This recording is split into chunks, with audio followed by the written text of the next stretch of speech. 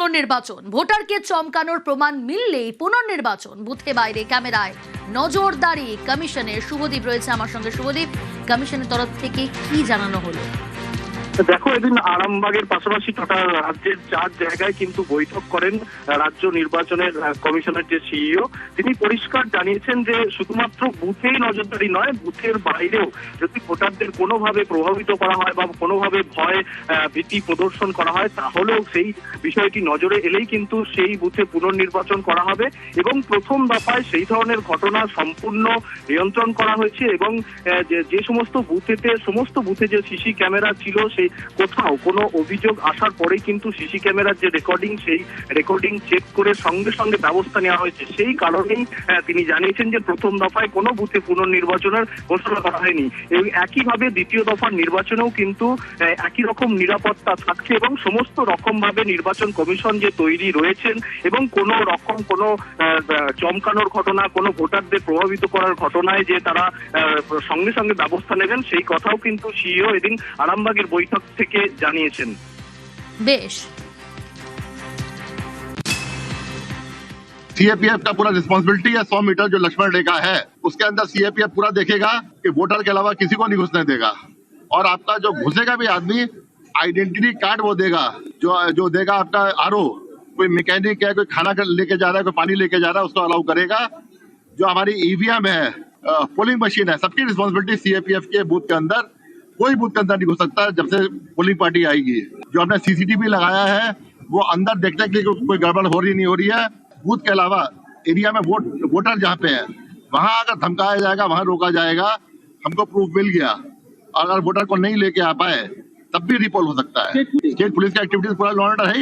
यहाँ पे boundary wall है, इसके अंदर पूरा सीएपीएफ देख रहा है। बाहर सीएपीएफ क्यूआरटी में है, सब कुछ है।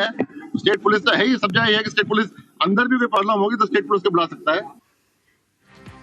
এই মুহূর্তে টেলিফোন লাইনে যোগাযোগ করতে পেরেছি তৃণমূল মুখপাত্র জয়প্রকাশ মজুমদারের সঙ্গে। নিউজ 18 বাংলায় আপনাকে স্বাগত। সিও মনোজ আগরওয়াল তিনি একেবারে স্পষ্ট জানিয়ে দিলেন, ভোটারদের চমকালেও পুনর্নির্বাচন। ভোটারকে চমকানোর প্রমাণ যদি পাওয়া যায় এবং বুথে বাইরে ক্যামেরায় নজরদারি রাখছে কমিশন, বাধার প্রমাণ মিললেও সেখানেও বুথে ভোট বন্ধ রাখা হবে। কি বলবে? আর কত ভয় দেখাবেন মনোজ বাবু? শুধু ভয় দেখাচ্ছেন, এত ভোট পড়লো, বিজেপি হারতে চলেছে, তাতে ওনার পেট কামড়াচ্ছে কেন? মনোজ আগরওয়ালের সিইও হিসেবে ভোটারদের তো তিনি উৎসাহ দেবেন যে আসুন, উৎসবের মেজাজে যেভাবে প্রথম দফায় ভোট করেছেন, পুরুষ মহিলা বিশেষ করে মহিলাদের আপনারা নির্দ্বিধায় আসুন ভোট দিতে, সেই সব না বলে বলছেন যে ঢুকতে গেলে আইডি লাগবে, না হলে অ্যারেস্ট করা হবে, নজরদারি থাকবে, সিসিটিভির খবরদার সাবধান। এটা কি ভাষা ইলেকশন কমিশনের? আর উল্টো দিকে মমতা বন্দ্যোপাধ্যায় যে আশঙ্কা প্রকাশ করেছিলেন, জানিয়েছিলেন যে নির্বাচন হয়ে যাওয়ার পরে, প্রথম দফার হয়ে গেছে, বিজেপি এবং ইলেকশন কমিশন সম্মিলিতভাবে আক্রমণ করবে ইভিএম মেশিনে। সেই জঙ্গিপুর আর সেসব জায়গায় তো সেই কথাই প্রমাণ করেছে। সিসিটিভি বন্ধ করে দেওয়া হয়েছে, ইভিএম নিয়ে যাওয়া হচ্ছে অন্য জায়গায়, আর সেটা হচ্ছে কেন্দ্রীয় বাহিনীর সাহায্যে। সেসব ব্যাপারে নজর দিন না। মানুষকে ভয় দেখিয়ে যাতে ভোট কেন্দ্রে না আসে তার ব্যবস্থা কেন করছেন মনোজবাবু? মনোজবাবুকে আমি সোজাসুজি বলছি, আপনারা জানিয়ে দেবেন। তার কাজ হচ্ছে ভোটারদের উৎসাহিত করা, এই গণতন্ত্রের উৎসবে অংশগ্রহণ করার জন্য। অনেক ধন্যবাদ আপনাকে। আমরা এই মুহূর্তে যোগাযোগ করতে পেরেছি বিজেপির মুখপাত্র দেবজিৎ সরকারের সঙ্গে। দেবজিৎ বাবু, নিউজ 18 বাংলায় আপনাকে স্বাগত জানাই। জয়প্রকাশ মজুমদারের সঙ্গে কথা বলছিলাম, তিনি যেমনটা জানাচ্ছিলেন খুব সম্ভবত যোগাযোগ বিচ্ছিন্ন হয়েছে, আমরা আবারও যোগাযোগ করব। আমরা যোগাযোগ করতে পেরেছি বিজেপি মুখপাত্র দেবজিৎ সরকারের সঙ্গে। দেবজিৎ বাবু, নিউজ 18 বাংলায় আপনাকে স্বাগত জানাই। প্রিয়াঙ্কা কথা বলছি স্টুডিও থেকে। জয়প্রকাশ মজুমদারের সঙ্গে কথা বলছিলাম, তিনি বলছেন যে আর কত ভয় দেখাবে কমিশন, কি বলবেন? কে কাকে ভয় দেখিয়েছে?